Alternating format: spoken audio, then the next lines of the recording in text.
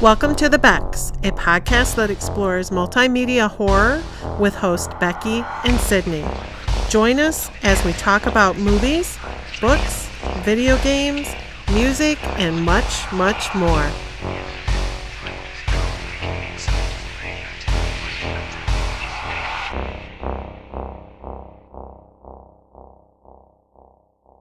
Thank you so much for joining us. My name is Sydney Rebecca. And I'm Rebecca Snow. And we're the Becks.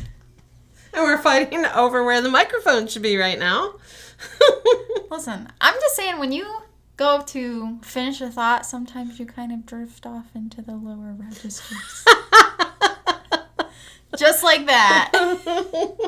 So.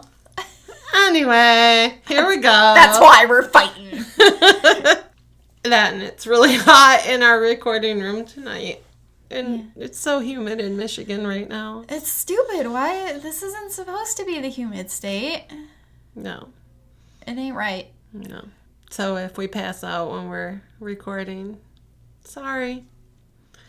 Anyway, let's get started so we don't have to be in this room forever. So this week we're talking about Garth Marenghi's Darkplace. How to describe this show? So it's technically a parody show, and it features, it's a show within a show. So each actor plays two characters, and there's the real life actors like Matt Berry and Richard Ayoade, etc. And then there's the characters that they play that created this show, quote unquote. And it's a horror show, supposedly. Yes. It's supposed to be very terrifying. Super spooky. Change the world. The most intense thing you've ever seen. Yes. This show is absolutely absurd. It's so funny. It is the perfect show to watch around Halloween with a group of your friends. Watching it by yourself is not the most fun activity. It's still very enjoyable, but it's much better when you watch it with people. Oh, yeah, because you can laugh and make fun and all that good stuff. Mm-hmm. Mm-hmm. So it just consists of 6 episodes. This show is actually infamously, or it was, extremely difficult to find. Because, I don't know if it was production issues or what. When it came out in 2003, it was just really hard to find, like, even the DVD extras, all that stuff. And it got to the point where it was so kind of obscure that when it got bootleg, not owned by the producing company and stuff like that, when it got uploaded onto the internet, nobody cared. Because at least people were watching it, which is what they wanted always, even though they weren't making any money off of it. So that's why you can watch it on YouTube. You can watch it on Amazon if you have it. There's a couple of other places that it's on, but you can't buy a genuine DVD commentary on it. It doesn't exist. That's crazy. Yeah. Huh. Interesting. Yeah. So we're going to briefly talk about each episode. Like I said, there's only 6 episodes. And I actually found this show because of just a YouTuber that my friend Lizzie introduced me to. And so I started watching him, and like 4 years ago, he released a video about the show around Halloween time. And so me and James watched it that Halloween, and I love it. It's so funny. It is funny. It's very funny. It's so cheesy. It's ridiculous. I just want to get some general thoughts. Tell me how you felt about this show, Becky. Oh, it was dumb. It was super cheesy. Sometimes I just shook my head and thought, why am I watching this? But I laughed a lot because, it's just one of those shows that's so dumb that you have to laugh because some of the things that are going on in it are beyond ridiculous. So, no. So just to get the cast knocked out of the way, because this has the potential of getting very confusing. Yeah, there's so much. So Matthew Holness is a real English actor. So Matthew Holness created this show along with Richard Ayoade. Matt Berry is in it, as well as Alice Lowe. There's some other extras and friends of the show that come on it. But those are the 4 main characters. Yeah, the 4 main characters. So Matthew Holness plays Garth Marenghi. And in the universe of the show, Garth Marenghi plays the main character in the Darkplace called Rick Douglas. Richard Ayoade plays Dean Lerner, who is in universe Garth Marenghi's publisher. And he plays Thornton Reed, who's the top administrator of the hospital. Matt Berry plays Todd Rivers, who plays Lucian Sanchez, another doctor. And there is Alice Lowe, who plays Madeline Wool, who plays Liz Asher. So throughout the show, it cuts to interviews and commentary of the, quote, actors of the Darkplace. So it's Garth Marenghi, Dean Lerner, Todd Rivers. Madeline Wool is not there, which we'll talk about later on. But it's just the 3 main guys. Mm-hmm. Garth Marenghi opens the show with saying, "I'm Garth Marenghi, author, dreamweaver, visionary, plus actor. You are about to enter the world of my imagination. You are now entering my dark place." I think this is supposed to be a spoof of, what was that Stephen King series that was on, it was like a TV miniseries. Was it Kingdom Hospital? Oh, I don't know. Never watched it. Oh, okay. Well, it's a spoof of, they're obviously kind of spoofing Americans. There's a couple of particular incidences that I will talk about where it's very clear that they're making fun of Americans. The first episode, it opens up with Liz getting to the hospital because she's there to apply for the doctor's position. And immediately there's a cat dropped into the scene by a stagehand. You can see the stagehand just deposit the cat into the hallway. And the cat tells her to get out. And she's like, her internal monologue says, "Weird, that cat just told me to leave." And then she acts like it never, like it's totally normal that happens.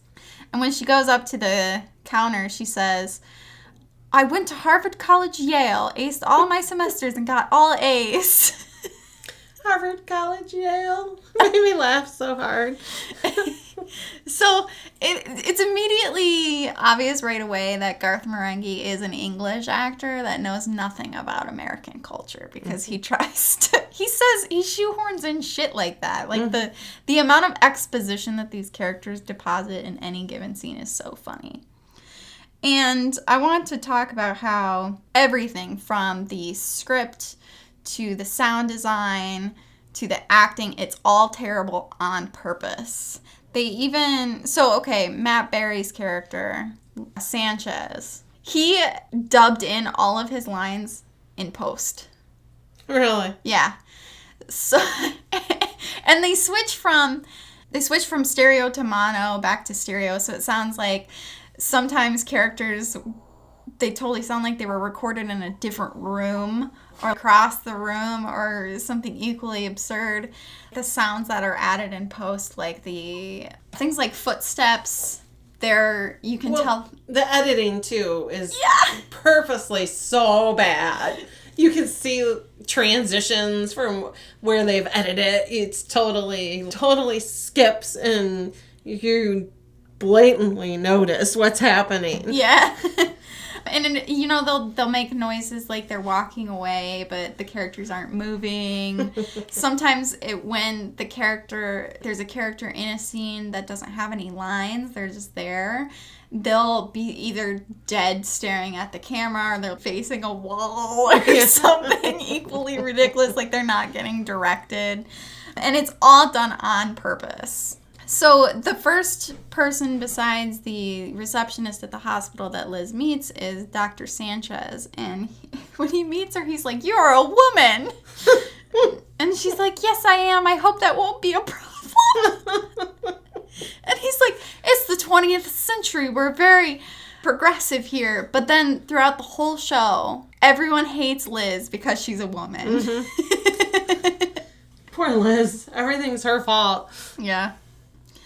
And there's so many absurd things that happen in this first episode. It really does just start at 100.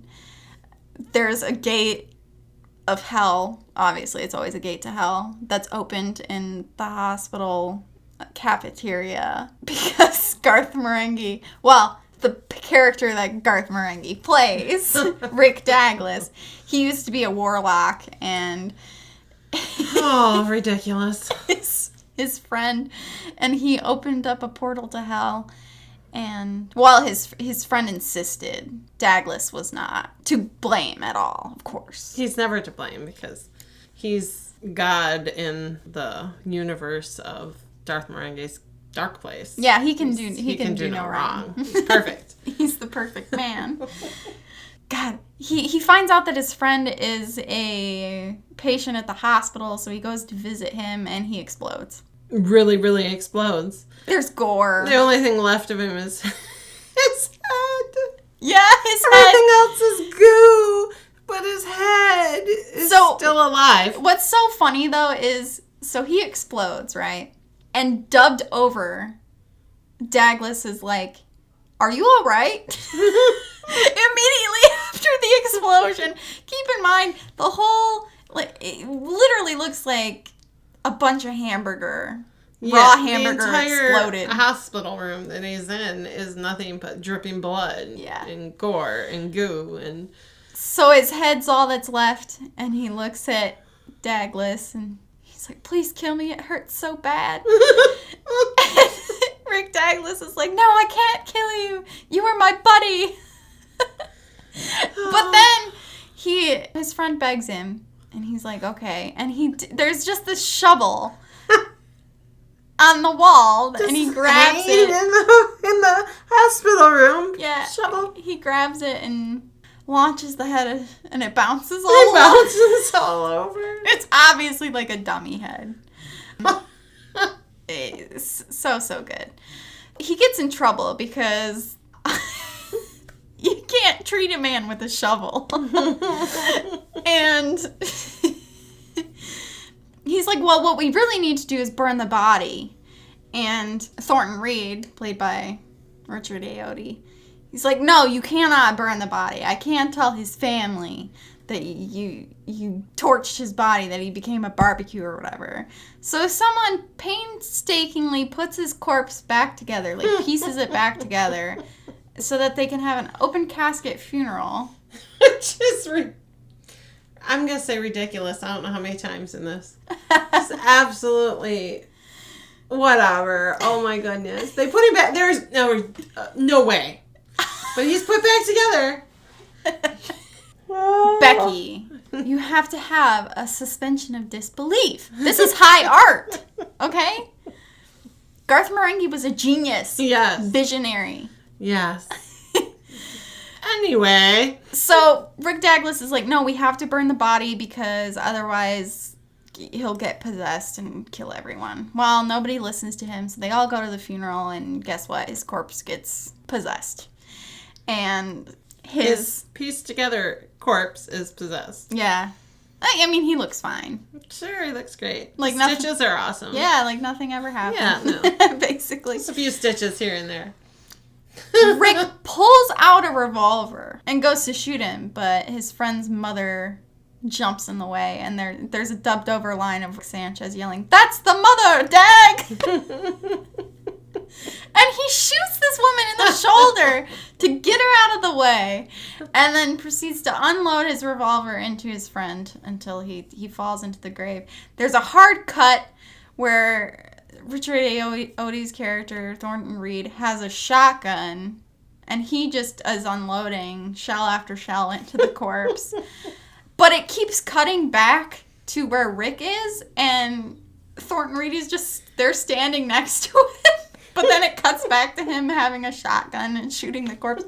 There's no continuity at all. Yeah. And then Rick Douglas somehow has a flamethrower, and he burns the corpse. Yeah, that's right. I said that Roger would be jealous because he has a flamethrower. Mm-hmm. Oh, boy.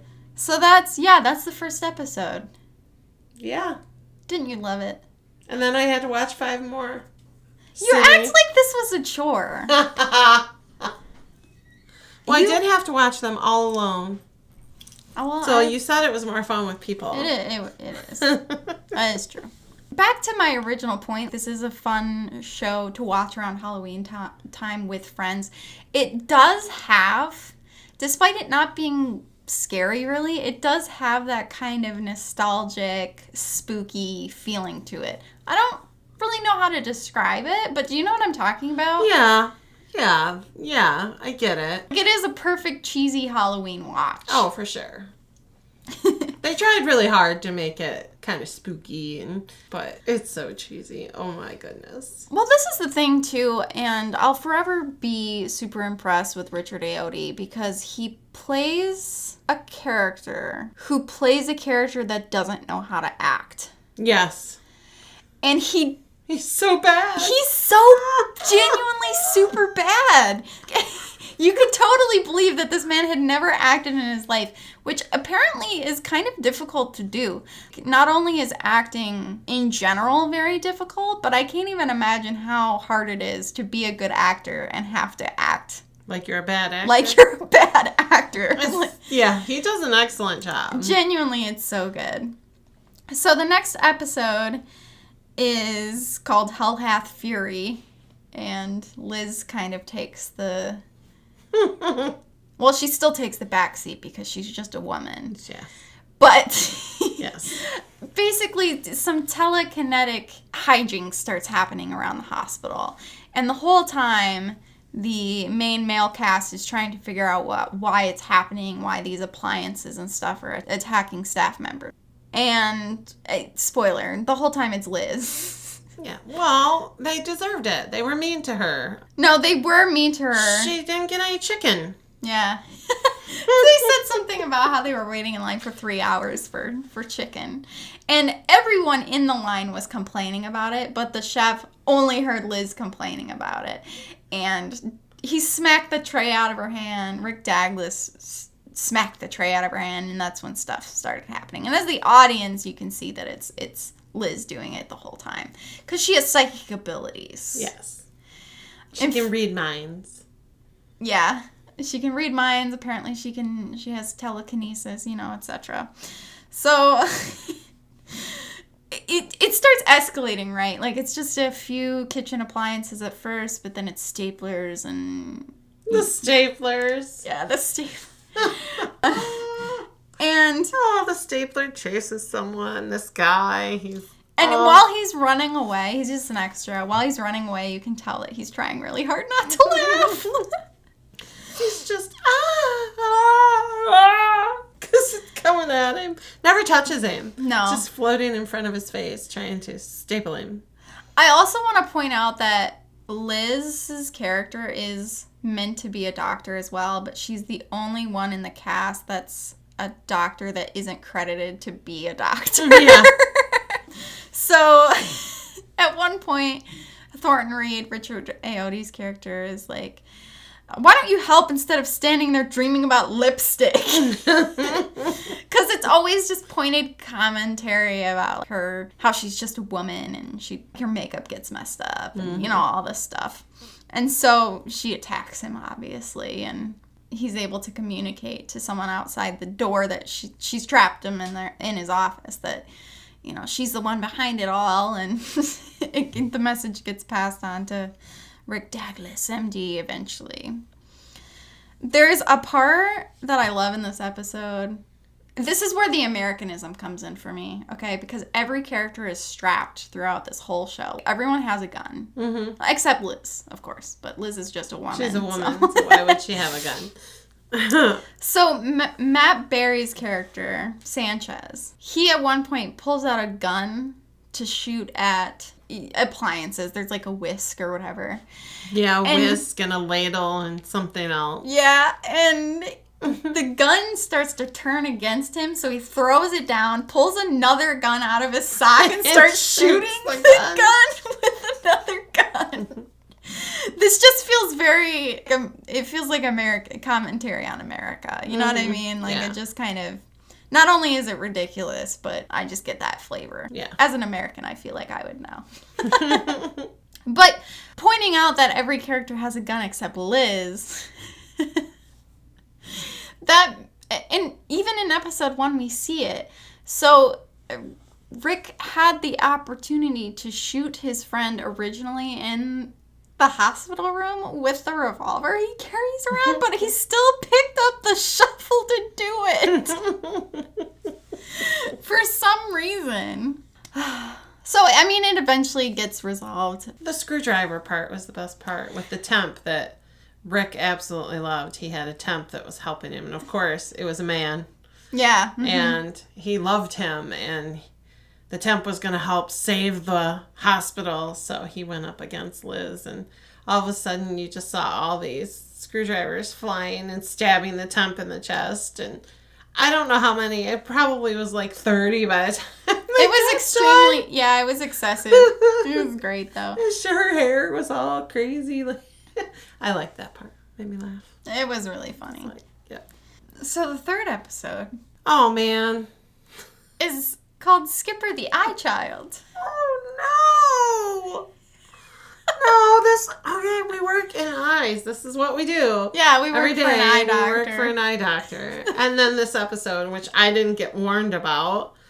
And it just, again, we start out 100%, right? No, okay, you had to go into this blind, okay? I was a little, no. I think that you're lucky because I got a taste of it from the YouTuber, which I'll say was the Cosmonaut Variety Hour. Great channel. We love them. But, he made a video on it. It was just like 10 minutes long, but he played clips from the show and stuff. So I kind of knew what I was getting into. No, I did not. Then, well, good. Going in blind is special. Yes, it was so special. So immediately, yeah, this one, yeah. So...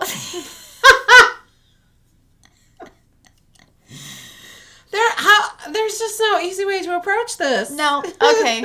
Basically, they walk into a hospital room and a man is having sex with. Well, I don't know how consensual it is. No. Anyway, there's a man is being molested by a giant eyeball. Yep. Penis. Can I say that? Well, it's too late. You said it.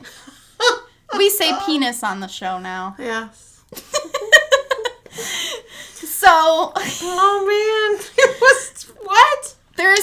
So the commentary, right? The fake commentary about the fake show.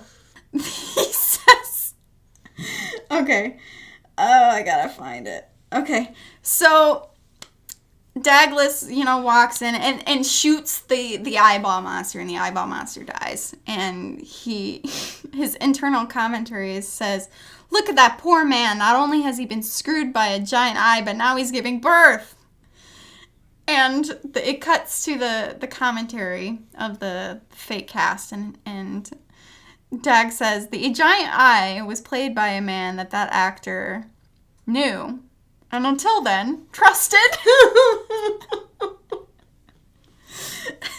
So he takes the baby, the eyeball monster baby, and names it Skipper, which he reveals the name of his dead son, who was a grasshopper child. Half grasshopper. So he never had a chance. He never had a chance, no. While he's driving to a different part of the hospital, I can't, dude. This is so funny. He says he's thinking about the whole situation, how the man got screwed by the giant eyeball and then gave birth. And he said, "How did it even impregnate a man? We may never know." And just to reiterate, we will never know.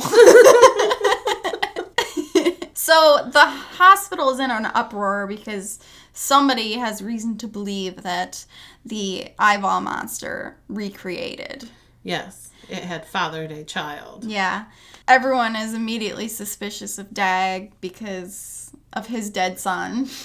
Yes. Liz actually goes to talk to him, and she's psychic, so he has to think about everything but the eye child.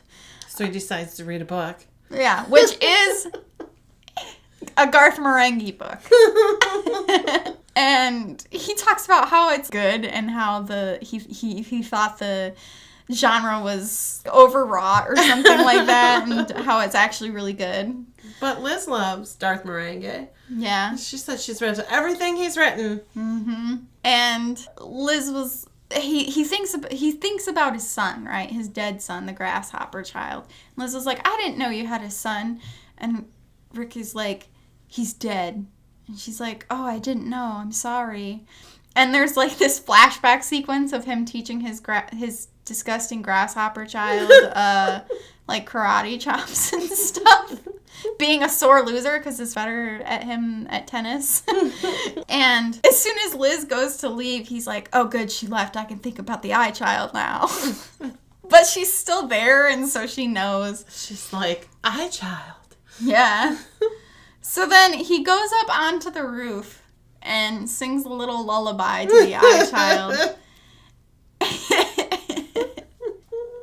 Talks about how they're all gonna be reunited in Valhalla one day. Totally randomly. And that he had room in his heart for both his grasshopper son and the eyeball. Mm-hmm. And his grasshopper son died because he jumped into the rotor of a helicopter. Very tragically. So the entire hospital goes up to the roof to confront him and tell him to hand over the baby. But he won't do it, and he punches Liz in the face, and then punches Liz right in the face. Very calmly wrestles everyone else. Well, Liz, he did knock that one guy off the roof. True, he did totally kill a doctor. Yes. And then you hear, like, it goes dark because he runs out of the fight back into the hospital, and Sanchez, the dubbed over line, Sanchez says, he's got a stick. And then he has a stick. Yes. After that. Like, they couldn't explain how he got the stick, so they had to dub over a line that he got one. And he hides in one of the labs, and he gets caught. He says, can't I just hold him in my arms one more time? And they let him do it, and he goes to, I don't know, play with the eyeball monster baby. Yeah, because he planned on running away with it. I think he thought he could again. Yeah, and it bites his finger, and he absolutely murders the shit out of this thing. Oh, like, yeah, he just beats the hell out of it. He slams it into the sink. There's, like, blood everywhere. Like, and then he's like, no! It's like this very emotional scream, and because he killed his eye baby. He killed his son. He killed Skipper. In this episode, they also talk about, in the little interviews, how they had to film a lot in slow motion because they had to pad the runtime out because it wasn't long enough. So, episode 4 is called The Apes of Wrath. Yeah. This one was there's one scene in particular. Yeah. You know what I'm talking about? Yeah. So, basically, the water in the hospital gets contaminated and people start turning into monkeys. Or ape. And I love how Sanchez, no, he wasn't Sanchez. Who was he? What's his character? Todd.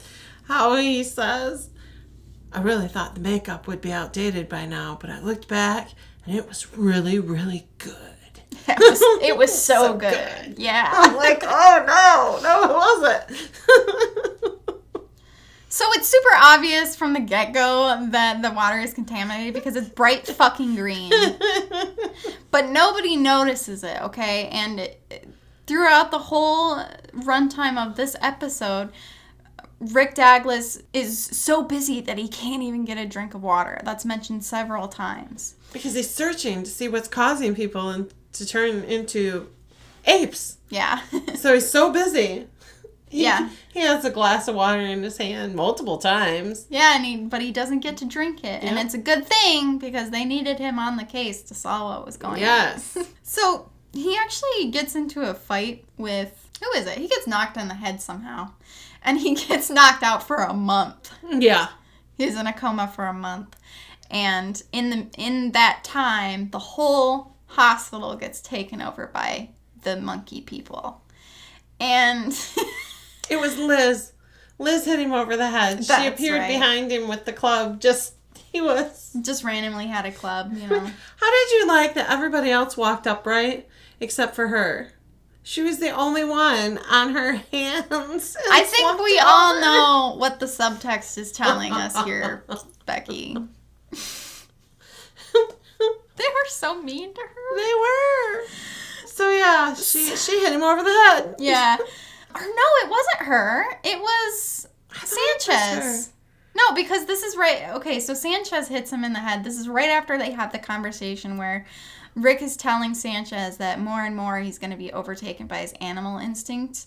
And that's right. Sanchez is like, "You're my best buddy. You know what to do if I get taken over." Yes. And Rick Douglas is like, "All right, it won't come to that." That's right. He turned around and hit him in the head with a club. Yes. So he didn't have to begin with. No, yeah, just, I mean, maybe it was the stick from last episode. Maybe. They were in the locker room, so they were. it could just be stored there. Yeah. He wakes up from his coma, his month-long coma, quote unquote, and the whole hospital is overrun. Thornton is fine with it though, because he's like, the doctors are working for literal peanuts. Just leave it alone, Dag. But of course he can't. So he goes to investigate. He finally finds out that it was the water. Yeah. Okay. Yeah. After he has this whole epiphany and he's staring off in space, reliving all these moments, he says, could it be the water? Like he's questioning it. The water. Like, the water. Yeah. The water. He's like, wait, it is the water. No, he's a total genius. Yes. Nobody else guessed it before him. In one of the commentary cuts that they do, Garth Marenghi says, I'm going to pull up the direct quote because this made me roll. I died. He says, I know authors who use subtext, and they're all cowards. He doesn't believe in subtext or subtlety or anything. So he goes down to where they store all the hospital water. Yeah. What did it say on the door? Because I laughed so hard. I can't remember what it was. It was mirrors. Totally absurd. It was the water and mirror storage. Yes. So and they have those, what are those called? Those water things. Is there a word for it? The water coolers? Okay, yeah. So Yeah. it's boxes upon boxes of water coolers. Yes. And he goes, he's going through the maze of all these boxes, and he finds the source of the water contamination. Oh, it's so bad. It's a monkey. Oh, no. It's a monkey mutant played by Noel Fielding. Do you know who Noel Fielding is? No. So most recently, he was in the Great British Bake Off. He was one of the judges. Oh, okay. Which one is he? The English punk-looking one. Look him up. Becky needs to see his face. As soon as I see it, I'll know. Yeah. You've heard me talk about the Mighty Boosh before. He co-starred it in Oh, he's old Greg. He is old Greg. Yes. I'm old Greg. I'm old Greg. Drink Baileys from a shoe. Anyway. Got a mangina. All right, so apparently we say penis and mangina on this show.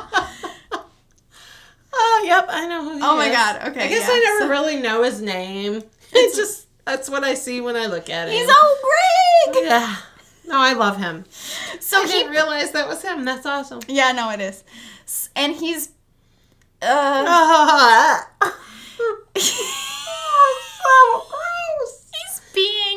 He's peeing on Sanchez, and his pee is green, and he's filling the water cooler with it. Sanchez has the bottle for the water cooler, holding it there, but he doesn't aim very well. No, and Sanchez is like grabbing it in his hand and splashing it in his mouth. Oh, it's so bad.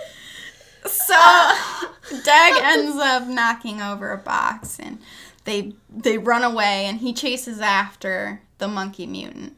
And this part killed me. It was totally an absurd chase scene. They grab bikes, but over the bikes is sounds of motorcycles. Pedal bikes. They are pedaling these bikes. They're pedal bikes. But it's all motorcycle sound. Yeah, and like screeching titires when they go around sharp corners and stuff. And it's absurdly long. It's so long. Forever. It's like a 5-minute long chase scene. It's probably not quite that long, but it felt like 5 minutes. Did you notice the very obvious stunt double for Rick Douglas too? That was super great as well. Oh God. Does he kill the ape mutant? I can't remember.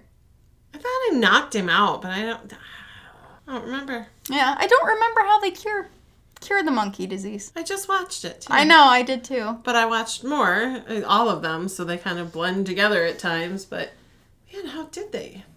Also, when he starts to chase after, when he starts his investigation into the basement, he makes a point to count his bullets, and he has 5. But they immediately throw out the fact that he only has 5 bullets left. Yeah. Because he shoots it 1,000 times. Yeah, I was giggling. I was like, wait, what happened? Yeah, it's another one. I mean, people make fun of action movies all the time because the guns never run out of bullets, right? Like, it's always just infinite bullets. So, Garth Marenghi and Todd Rivers and Dean Lerner, the producer, the director, and one of the main actors. And they talk about how the character who played Liz had gone missing. And Lerner says, specifically, "It's hard watching this episode knowing that she's missing, presumed dead, with a heavy presumption on dead. I don't think they'll find anything." So it's implied that Reed definitely 100% killed her. And the interviewer asked him a question, right? And he's like, which we don't hear. It's one-sided. And he's like, "Oh, I suspect she's in the East End," or something like that. And he's like, "I suspect she's there. Not buried. I don't think she got a burial." And he finishes on, "She was like a candle in the wind, unreliable," which is one of the funniest fucking lines I've ever heard. So good. So it's just totally implied that he killed her. Yes. This publisher guy, he's kind of a loose cannon because in a later episode he talks about how he punched a child actor as well. Yes. So crazy.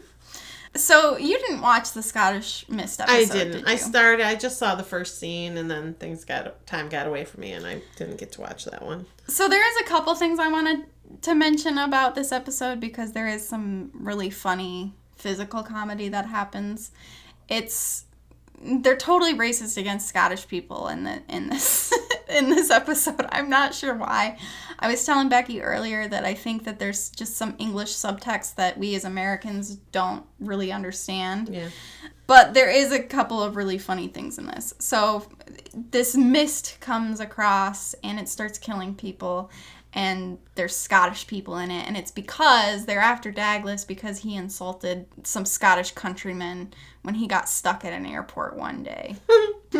Yeah, I saw the opening scene where the nurse and the patient were in the hospital and they went to fool around. They had to go outside. Yeah. And they were going to do every position and whatever. And they got killed by the mist. Yeah, but the voice acting was so good in that scene because he was like, "Ooh, yeah, that feels so good. Yeah." It was like the worst, sex scene I've ever heard. Yeah, that's all I saw. So Dag goes out to confront the mist because it's his responsibility, right? They're there for him. And a bagpipe attacks him. And he gets stuck in the mist, and his legs start glowing orange, and his pants disappear, and his hair turns red. Oh, I missed it. Yeah. I'll have to watch it. You missed it. I missed it. So he's telling Sanchez about the night that he insulted the Scottish people. And his flight got delayed or something. I can't remember exactly why. And he said, "I knew then that I was going to have to stay in Glasgow overnight." And Sanchez just says, "Jesus Christ." And a couple minutes pass, and Douglas is, brooding. And Sanchez is like, "My aunt lives in Scotland. She says it's nice." And Dag says, "Well, she's wrong." All right, so the best part of this episode for me was when he finally met the Scottish people in the mist and said basically, my life is yours, I know I wronged you, etc. And when the Scottish people talk, there's very unnecessary subtitles put on the screen. Oh, no.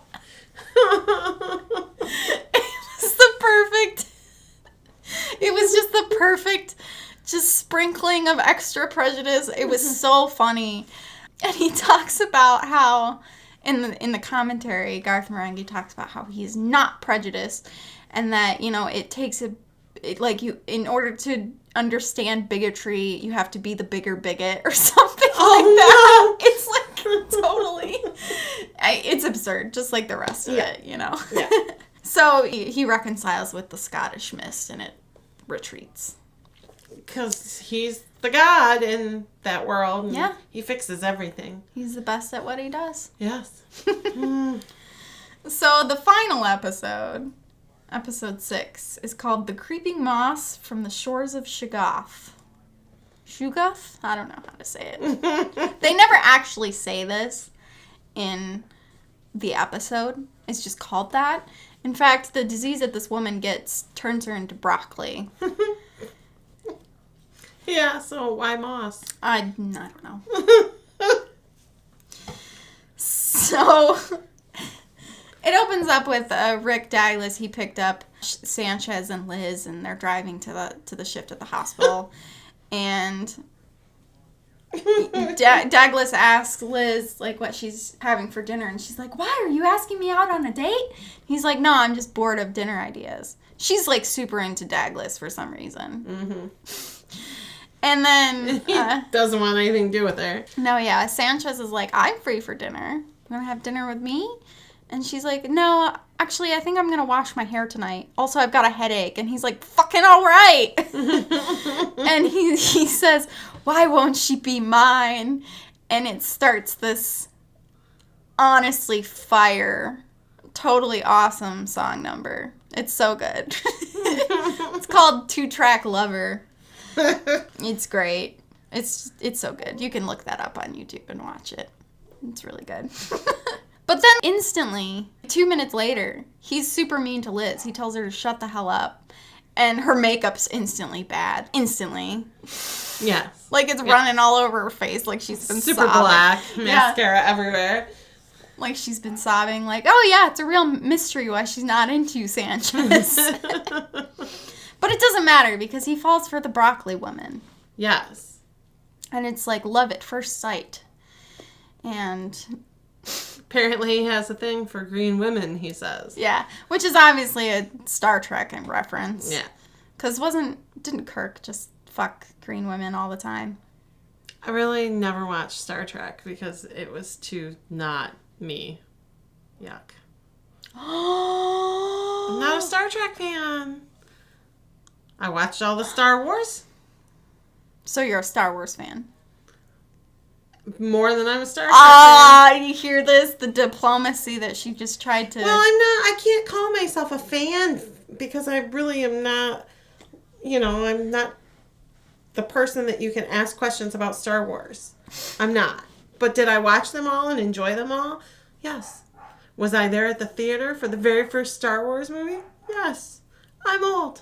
I got that privilege. I'm seething with jealousy right now. I would have loved to have gone and seen the first Star Wars movies. I love Star Wars. My brother was a huge Star Wars geeky fan. Yes, he was.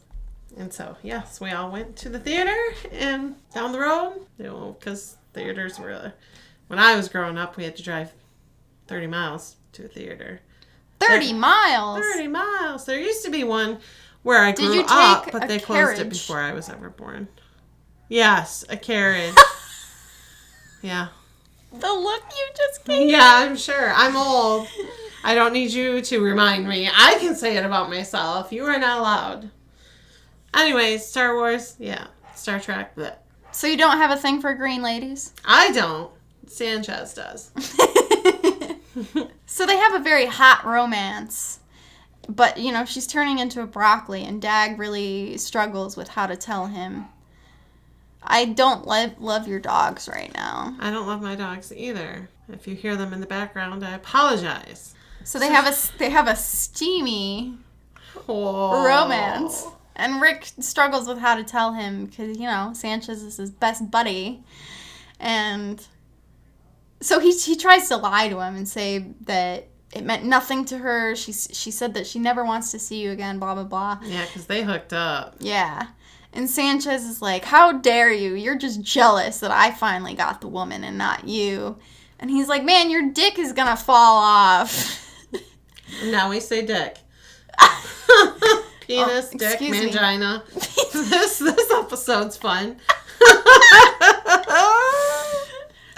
Viewer discretion is advised. Should we start saying that? Is that probably? Should we do that? I mean, we do list on. We do list that we're. I don't know. If you're a child, don't listen to us. Yeah. Go away. Go back to watching Bluey or whatever. And I just want to throw this in there because we did talk about Old Greg. If you don't know what Old Greg is, go watch it. It's from The Mighty Boosh, yeah, which is one of the greatest British television shows of all time. Go watch it. You will die. It's just. Did you recognize that Padre is? Yes, I didn't realize that till just now. Okay, yeah, the guy who plays the priest in Garth Marenghi's Darkplace. He's in The Mighty Boosh as well, along with Noel Fielding. So, anyway, yeah. So they have this big fight. Sanchez and Dag do, and it's so funny because again, they have, like, dubbed over voice lines about how, like, oh, man, Dag must have been working out at the gym. His punches are so strong. Shit like that. And so it gets pretty violent. They're wrestling around. And my absolute favorite part of the show is when Thornton Reed, Richard Ayoade's character, comes in, fires his shotgun twice into the ceiling of the hospital, and says, knock it off, you two. This is a hospital. It's my favorite. I love it so much. And I always want to use it as, like, a GIF.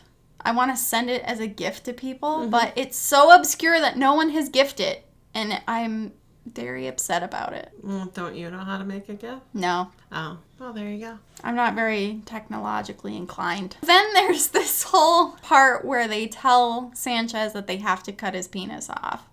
And he's like, you're not cutting my penis off. You're not boiling my girlfriend, and you're not cutting my penis off. And they talk about how the footage from that preceding fight was lost.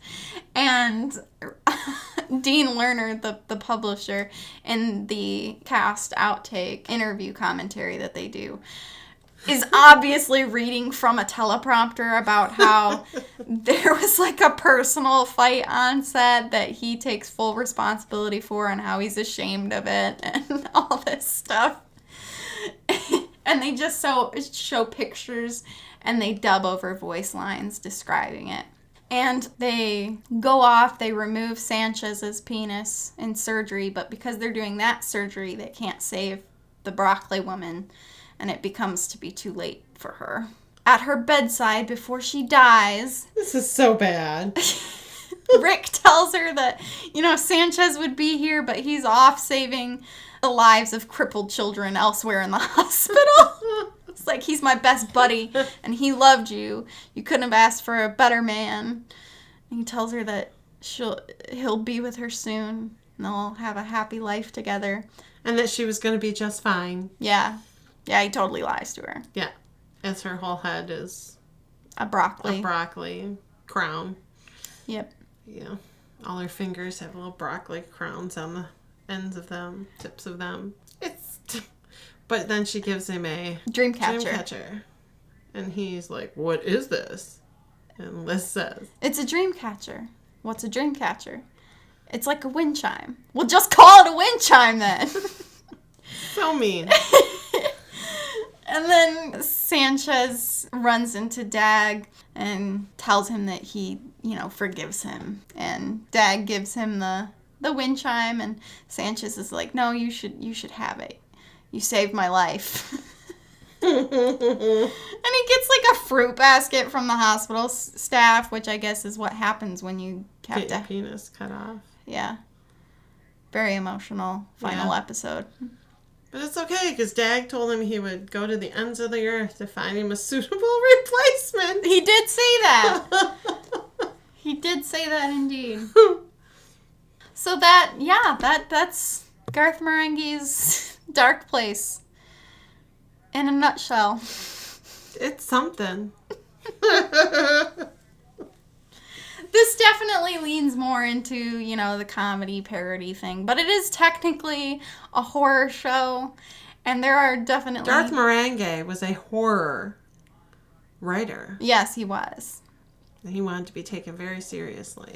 Oh, one of the things he says, I forgot to mention this, one of the things that he says in the first episode is, I'm one of the few people you'll meet who've written more books than they've read. He's such a douche character. He really is. I love him so much, though. Like, it's just so good. One of the other Americanisms that they did, or not that they did, but that they made fun of, is throughout the show, phone calls are written especially heinously bad. Like, super bad. And I think they were playing off of the fact that in movies and TV shows and stuff, Americans never say goodbye. They just hang up dramatically or whatever. So in every scene where a character is on the phone and hangs up the phone, they always have to say goodbye. In fact, there was a time when Thornton Reed, Richard Ayoade's character, hung up the phone without saying goodbye, and he brought it back up to his head to say goodbye and then hung it back up. There's so much to talk about this show. You really need to watch it to experience it, because so much of the comedy is physically there. Like, it's not something that we can really describe or really give justice to how funny it is, because there's just the way that they have to move the camera around to make up for actors' mistakes, or the amount of times actors just blatantly look at the camera and they have to cut and restart the scene, or the times when Lerner, as a bad actor, is reading off of a teleprompter. That happens several times. Yeah.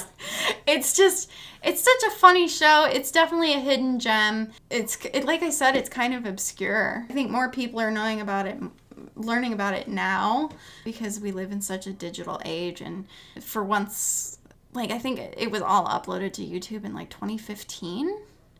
So it hasn't even really been, I mean, it's almost a decade now, but it really hasn't been accessible to everyone until very recently. You know? So it's so good. It's funny. It's absurd. It's just one of those shows. You have to watch it, too. The thing is, it's probably not for everybody, because there are those people that just can't understand that kind of parody comedy. That's true. But I laughed. I laughed a lot. Shook my head a lot, thinking, Sydney, what in the name of the Lord did you get me into, girl? But it's okay. I laughed.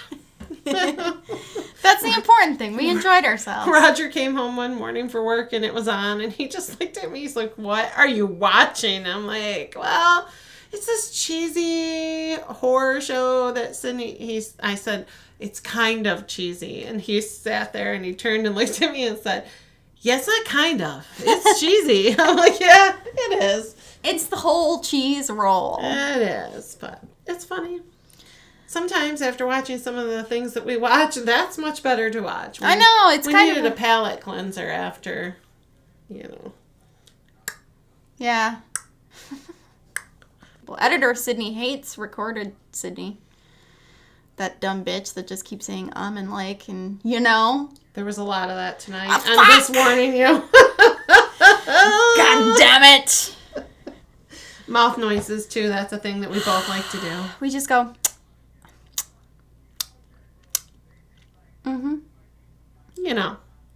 Yeah. Like, yeah. Yeah. Yeah. So, anyway, but yeah. Like, That's us. Today the pod, tomorrow the world. My name is Sydney Rebecca. And I'm Rebecca Snow. And we're the Becks.